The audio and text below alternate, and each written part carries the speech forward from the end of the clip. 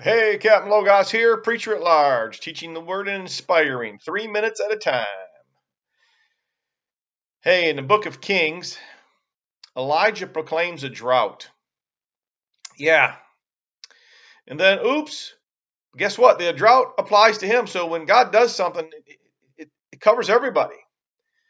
But here's what God told him. He says, Then the word of the Lord came to him, saying, him being Elijah, in 1 Kings 17, 2 and 4, Get away from here and turn eastward, and go hide by the brook Cherith, which flows into the Jordan.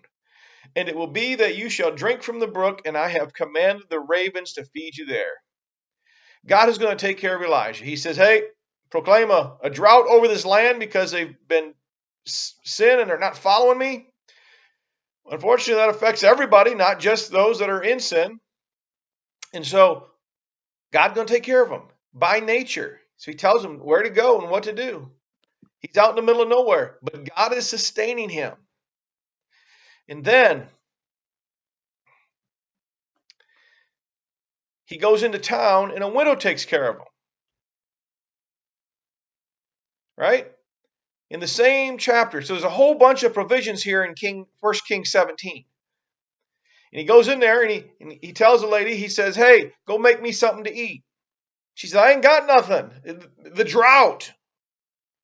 I don't know whether she knows if he's the one who proclaimed the drought, but she might have. He's the prophet in the land, right? The prophet's staying with her. Hey, you proclaimed a drought. I got nothing to feed you with. Now what do you want me to do about it?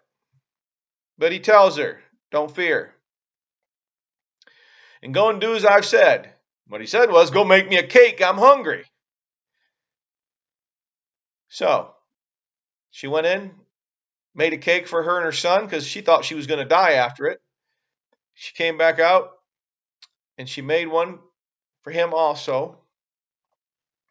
And then because of that, she gave out of her necessity and not her excess. God told her, hey, look, through Elijah, the bin of flour is not going to be used up, nor the jar of oil will run dry until the Lord sends rain. So God brought the drought. God will sustain you through the drought. So whatever you're going through today, if God has brought it, he will sustain you through it. And then the widow's child dies later. And the man of God's there, and she gets, hey, what are you doing here? You're reminding me that God took my child, oh man of God. But then he grabs the child and he raises the child. God provides.